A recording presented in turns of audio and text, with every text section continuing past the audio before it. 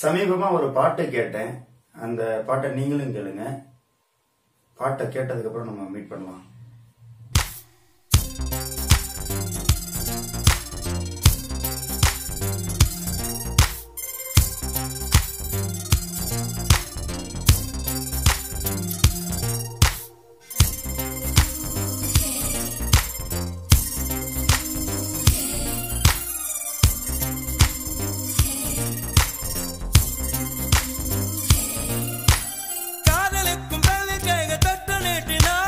தகரம் கூட தங்கம் தானே.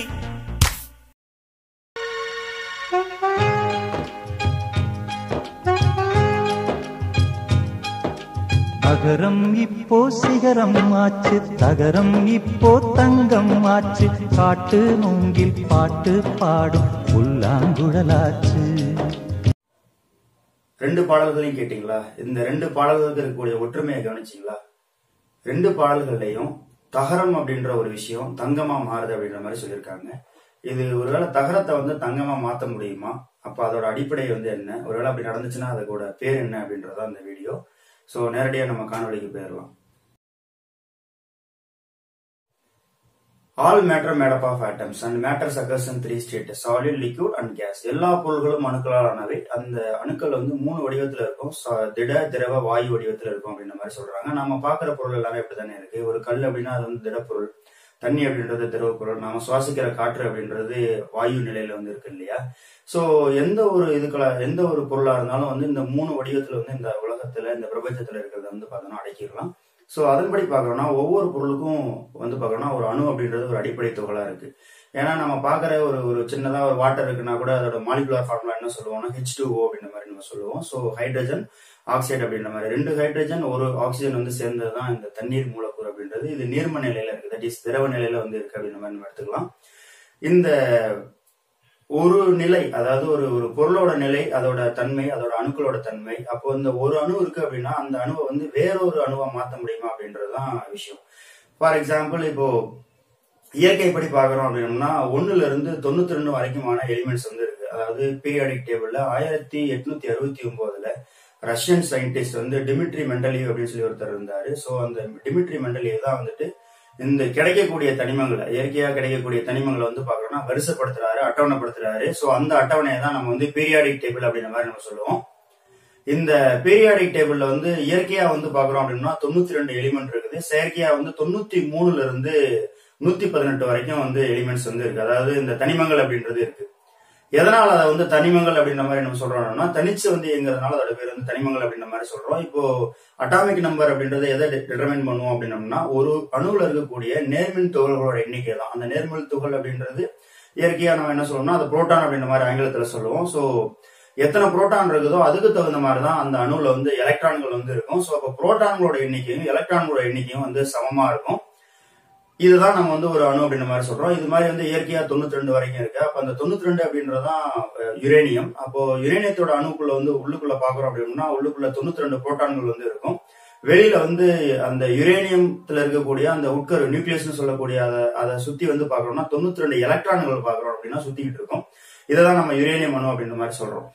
சரி, இப்ப நம்ம அந்த பாடலுக்கு வருவோம். பாடல்ல என்ன சொல்லியிருக்காங்க அப்படின்னா தகரத்தை தங்கமா மாத்த முடியுமா அப்படின்ற மாதிரி சொல்லியிருக்காங்க. சோ இதை நம்ம ஆராய்ச்சி பண்ணலாம். இந்த வார்த்தையை மட்டும் நம்ம எடுத்துக்கலாம். இது கவிதைக்கு அழகா சொல்லியிருந்தாலுமே அது உண்மைத்துவம் இருக்கா அப்படின்றதான் இந்த வீடியோட நோக்கம். சரி, அப்ப தகரத்தோட அணுவை நம்ம எடுக்கிறோம்னு வச்சுக்கோங்க. டின் அப்படின்னா தகரம்னு சொல்லுவோம். சோ டின்னோட அட்டாமிக் நம்பர் அப்படின்றது 50. அதாவது டின்னோட அணுவுல உள்ள போயிட்டு நம்ம பாக்குறோம் அப்படின்னோம்னா அதோட நியூக்ளியஸ் உட்கரு அப்படின்றது இருக்கும். அந்த உட்கருக்குள்ள 50 புரோட்டான்கள் இருக்கும். இந்த 50 புரோட்டான்களுக்கு இணையா பாக்கணும்னா 50 எலக்ட்ரான் அப்படின்றது வெளியில சுத்தி இருக்கும்.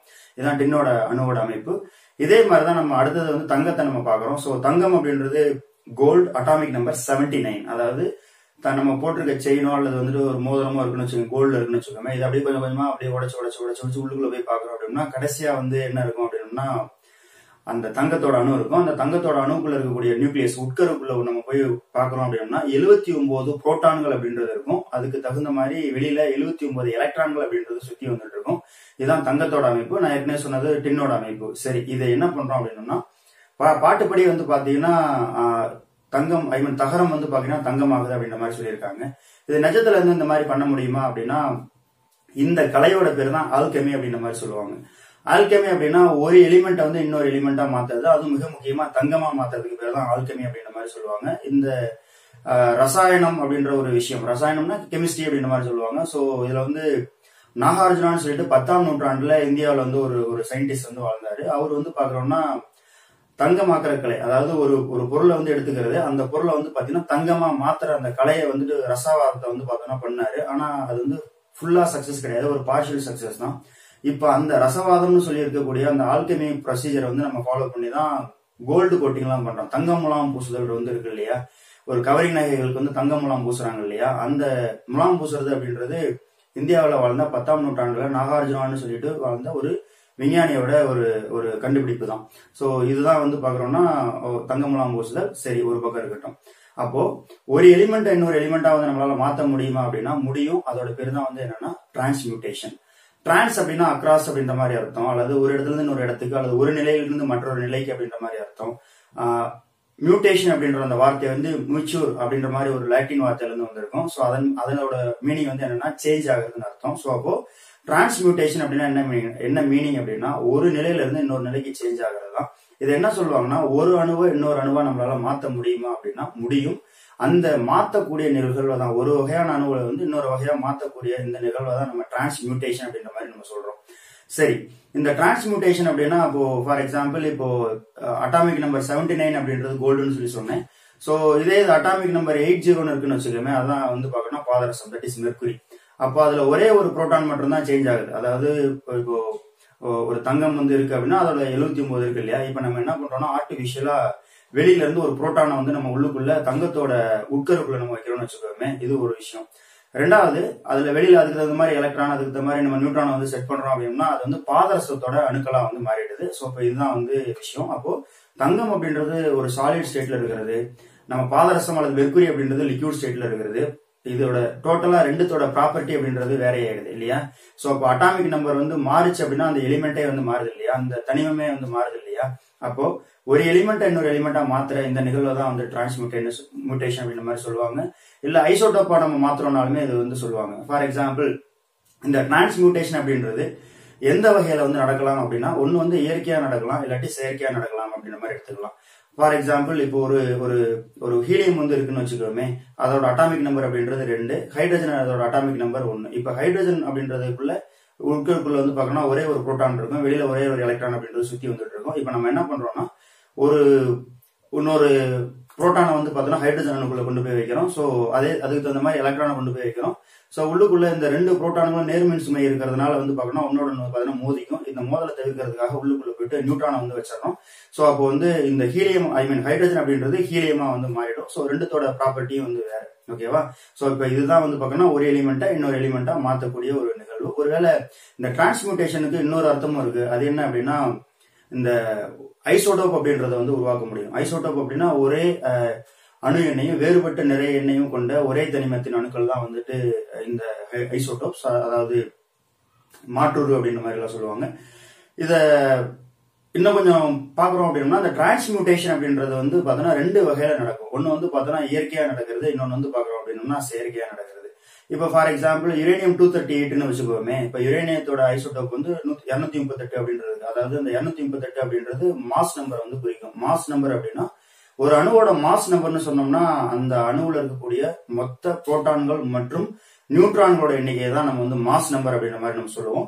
சோ அப்போ யுரேனியம் 238 அப்படின்னா அதுல யுரேனியத்தோட அட்டாமிக் நம்பர் அது அப்படின்றது ஏற்கனவே 92. அந்த 92 பிளஸ் வந்து பாக்கணும்னா ஒரு 146 எடுத்தோம் அப்படின்னோம்னா 146 நியூட்ரான்ஸ் வந்து இருக்கு அப்படின்னா அது அந்த அணு நிலையை தான் நம்ம என்ன சொல்லுவோம்னா யுரேனியம் 238 அப்படின்ற மாதிரி நம்ம சொல்லுவோம். சரி, இந்த யுரேனியம் 238 வந்து நம்ம அப்படியே நம்ம விட்டுட்டோம்னு வச்சுக்கோங்களேன். சோ அது கொஞ்சம் கொஞ்சமா வந்து பார்த்தோம் அப்படின்னா அந்த அணு வந்து ரொம்ப பெருசா இருக்கிறதுனால, சைஸ் வந்து ரொம்ப பெருசா இருக்கிறதுனால தானா வந்து பாத்தீங்க அப்படின்னா உடைய ஆரம்பிக்கும். இதுதான் நம்ம வந்து ரேடியோ டிகே அப்படின்ற மாதிரி நம்ம சொல்லுவோம். இந்த பகுதியில இந்த நிகழ்வுல வந்து என்ன ஆகும் அப்படின்னா இந்த அட்டாமிக் நம்பர் 92 இருக்கு இல்லையா, இது வந்து அட்டாமிக் நம்பர் 90 வந்து பாத்தீங்கன்னா மாறிடும். மீதி +2 இருக்கு இல்லையா, அப்ப +2 அப்படின்றது நம்ம ஹீலியம் அப்படின்ற மாதிரி எடுத்துக்கலாம். சோ ஏன்னா ஹீலியத்தோட அட்டாமிக் நம்பர் வந்து 2 தானே.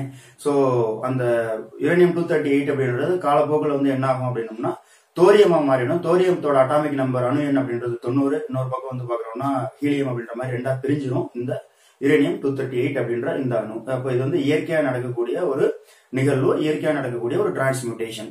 அடுத்ததா வந்து பார்க்கணும்னா செயற்கையா நடக்கிறது. இந்த செயற்கையா நடக்கிறதுன்றது நம்ம வந்து ஒரு ஐசோடோப் உருவாக்குறோம் அப்படின்னோம்னா இது வந்து ஒரு செயற்கை. அதாவது ஐசோடோப் அப்படின்றது இயற்கையிலையும் கிடைக்கும், அது ஒன்றும் பிரச்சனை கிடையாது. பட் செயற்கையா நம்ம உருவாக்குறோம் அப்படின்னா அதோட பேரும் டிரான்ஸ்மியூட்டேஷன் தான். அதே மாதிரி ஒரு பெரிய அணு இருக்குன்னு வச்சுக்கோமே, அதை வந்துட்டு ரெண்டா உடைக்கிறோம் அப்படின்னா வெவ்வேறு எலிமெண்ட் வந்து வரும். ஃபார் எக்ஸாம்பிள் ஒரு யுரேனியம் வந்து இருக்கு அப்படின்னா யுரேனியம் 235 வந்து இருக்குன்னு வச்சுக்கோமே. இப்ப இந்த யுரேனியம் 235 அப்படின்றதும் யுரேனியம் 238 அப்படின்றதும் யுரேனியத்தோட ஐசோடோப்ஸ் அப்படின்ற மாதிரி எடுத்துக்கலாம். ஏன்னா இந்த யுரேனியம் அப்படின்னாலே 92 தான் இதோட அணு எண். ஆனா நிறை எண் அப்படின்றது மாறுது இல்லையா, மாஸ் நம்பர் அப்படின்றது மாறுது இல்லையா. சோ அதனால இந்த யுரேனியம் 238 அண்ட் யுரேனியம் 235 வந்து பாக்குறோம்னா இந்த யுரேனியத்தோட ஐசோடோப் அப்படின்ற மாதிரி நம்ம எடுத்துக்கலாம். சரி, இந்த யுரேனியம் 235 வந்து நம்ம உடைக்கிறோம்னு வச்சுக்கோமே, இது வந்து பார்த்தோம்னா பேரியமாவும் கிரிப்டானாவும் வந்து பார்த்தோம்னா மாறுது அப்படின்றாங்க. இல்ல வேற எலிமெண்டா கூட மாறலாம். சும்மா தியரிட்டிக்கலா நம்ம அதுக்காக அந்த மாதிரி சொல்லிக்கிறோம், பேரியம் அண்ட் கிரிப்டான் அப்படின்ற மாதிரி. ஆனா இந்த பேரியம் அண்ட் கிரிப்டானோட அணு எண்ணை நம்ம கூட்டி பார்த்தோம் அப்படின்னோம்னா நமக்கு வந்து 92 வந்து கிடைச்சிடும். சரியா? சோ அப்போ ஒரு எலிமெண்ட் இருக்குது, அந்த எலிமெண்ட்டை வந்து உடைச்சு அந்த அணுவை வந்து உடைச்சு வேற ஒரு 2 எலிமெண்டா வந்து மாத்துறோம் இல்லையா. சோ இந்த ப்ராசஸ்க்கு பேர் தான் வந்து என்னன்னா டிரான்ஸ்மியூட்டேஷன் அப்படின்ற மாதிரி சொல்றோம். இது வந்து செயற்கையா நம்ம வந்து பண்றது. சோ கம்பைலேஷன்ல நம்ம பார்க்க போனோம் அப்படின்னா இந்த டிரான்ஸ்மியூட்டேஷன் அப்படின்றது ஒன்னு வந்து இயற்கையா நடக்கிறது ரேடியோ டிகே, இன்னொன்று வந்து செயற்கையா நடக்கிறது. இந்த செயற்கையா நடக்கிறதுல தான் வந்து என்னன்னா ஐசோடோப் வந்து உருவாக்குறது வந்து செயற்கை, இது டிரான்ஸ்மியூட்டேஷன்றதுல வரும். அதுக்கப்புறம் இன்னொரு எலிமெண்டா மாத்திரம் அப்படின்னா அது வந்து நியூக்ளியஸ் வந்து உடைக்கிறோம் அப்படின்னா அதுவும் வந்து பாக்குறோம்னா இந்த டிரான்ஸ்மியூட்டேஷன் அப்படின்ற கான்செப்ட் வரும். நான் கடைசியா சொன்னேன் இந்த யுரேனியம் 235 வந்து நம்ம உடைச்சோம்னா பேரியம் அண்ட் கிரிப்டான் வந்து கிடைக்குது இல்லையா.